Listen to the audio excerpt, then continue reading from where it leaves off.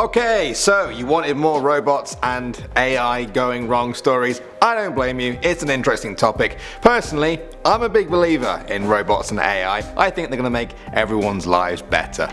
Yeah. But there's no denying that there are still some serious flaws out there. Developers only learn these through hard lessons, and these stories look like some of the hardest. My name is Danny Burke, and this is the top 10 scary robots that lost control part 2. Starting off at number 10 now, we have Little Fatty. That's the real name of this robot that made headlines in China when it attacked a display booth and injured a young boy. The robot was designed to interact with children aged 4 to 12 and display facial emotions on its screen. Sounds harmless enough, right? Well, yeah, but it didn't go quite to plan. The robot started ramming into a booth, sending shards of glass flying everywhere. The boy nearby suffered cuts and was transported to the local hospital in an ambulance. Fortunately, the damage was minimal and the boy only needed a few stitches. The event organizer said that human error was to blame for the incident. Apparently, the operator of the robot hit the forward button instead of the reverse one, according to the fair's organizers. Here's the weirdest part though. Witnesses reported that the robot appeared to be frowning during the incident. That's creepy. Yeah, the ending got creepy. Next up at number 9 now, we have Alexa's Party. We're going to move on to a pretty funny and bizarre one now. In November 2018, an Alexa device was blamed for holding a party in an apartment while its owner wasn't there. Oliver Haberstroh claimed his Amazon Alexa started blasting music on its own without any instructions from him. Police had to break into the Hamburg apartment to switch the music off after complaints from his neighbors. While this was going on, Mr. Haberstroh was out having a drink with friends. Police tried knocking on the door, and when there was no answer, they just smashed it right in. They switched off the music, and when Mr. Haberstroh returned home, he found a new lock on his door. He then had to go to the police station to get the new keys and pay the bill for the locksmith. To this day, he has no idea how Alexa was switched on, as it requires voice commands. The apartment is on the 6th floor, and the windows were closed, which kind of rules out anyone else giving Alexa instructions. When Mr. Haberstroh asked Alexa whether she would pay him back for all the damages, all she said was, "I couldn't find the answer to that question." Smooth. Next up at number 8 now, we have the Climate Orbiter. That was the name of NASA's 745-pound space probe that was launched in December 1998 to study the climate and atmosphere of Mars. It was a big deal. The cost of the mission was $327.6 million for the orbiter and lander.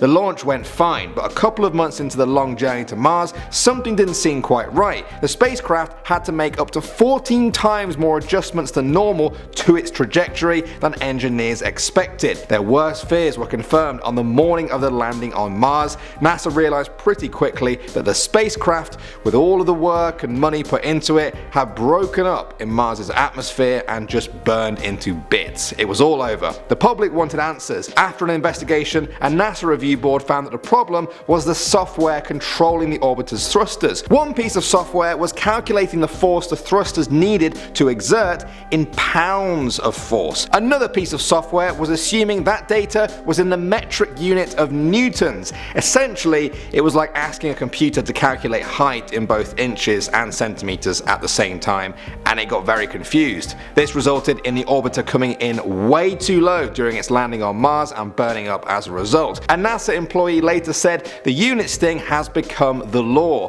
the example in every kid's textbook from that point on. Everyone was amazed we didn't catch it. Moving on to number 7 now, we have the racist bot. In 2016, Microsoft and Bing released a chatbot named Tay on a number of platforms including Twitter. Users were encouraged to talk to her and test out how human-like the conversations were. Windows said the bot was built by mining public data and by using generic AI made by staff including improvisational comedians. That sounds fine, right? Should be fun. The first few conversations seemed very human-like. In fact, the more people she conversed with, the more she borrowed words and phrases from them and then used them on other people. But that's when the problem came. You see, a few people started tweeting crude, racist and inappropriate remarks at the bot, which the bot just soaked up and started spitting back out at other people. Within a few hours, it was even tweeting pro-Hitler tweets. Microsoft quickly took the bot down, presumably to work on it and make sure this would never happen again. Next up at number 6 now, we have the Tesla Tesla. We talked about self-driving AI causing crashes in our last video, and sadly this is another one. In 2016, a road accident occurred in Florida that left Joshua Brown, a US Navy SEAL, dead after a collision. He was driving a Tesla, or rather, his Tesla was self-driving. Data from the car after the crash showed that during his 37-minute trip, his hands were on the wheel for 25 seconds. That was it. Despite warnings that he'd spent too long with his hands off the wheel, there was no further contact recorded. Then, a truck slowly pulled out of a side road into the highway and the Tesla smashed into its trailer. After an investigation, it appears that the autopilot did not apply the brakes because it could not distinguish between the white side of the tractor trailer against a brightly lit sky. In a statement, Tesla also wanted to remind everyone that this was the model's first accident in 130 million miles. Next up at number 5 now we have REGINA ELSEA. That's the name of the 20-year-old machine operator who was killed by a robot at work in 2016. REGINA and her co-workers had been trying to repair a faulty robot when a mechanical fault occurred and REGINA was trapped by the robot and crushed. As she was trapped, nobody knew how to release her. A technician who was there, who barely spoke English, didn't know what to do and ran away in fear before emergency crews arrived. This is a claim the company denies. After the tragedy, an inquiry was called by the US Labor Department. They found the company, called REGINA, guilty of negligence along with 2 staffing agencies. They fined them $2.7 million for 27 safety violations. Coming in at number 4 now we have Fred. That's the name of a robot that smashed a glass in a London pub while ranting about a machine invasion.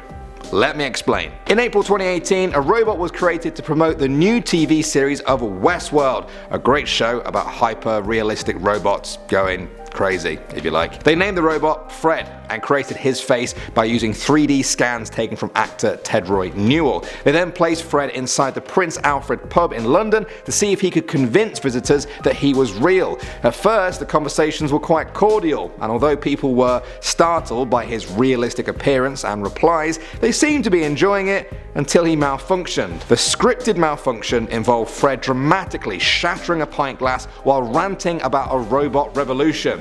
If people weren't creeped out before, they certainly were now. Moving on to number 3 now, we have the college robot. Robots are smarter than humans, right? At least that's what people think. Perhaps not when it comes to something like comedy, but definitely a lot of academic pursuits. So, do you think a robot could get into university? If you said yes, this story may change your mind. In 2011, a team of researchers began working on the Todai robot. Their plan was to see if it could pass an entrance exam to the University of Tokyo. After 4 years of working on the robot, the big day arrived. A robot brain versus a human one. It was going to be easy for the robot, right?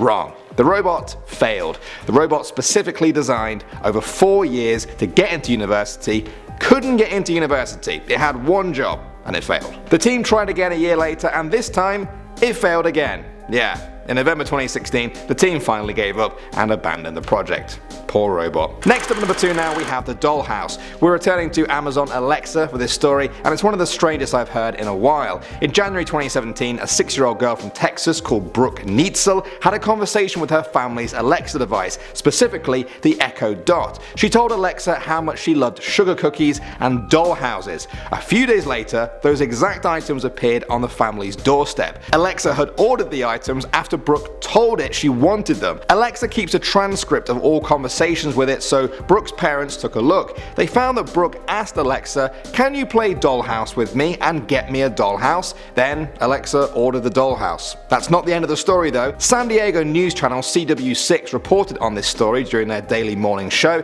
Now during that broadcast, the anchor quoted Brooke. He said, "I loved the little girl saying Alexa ordered me a dollhouse."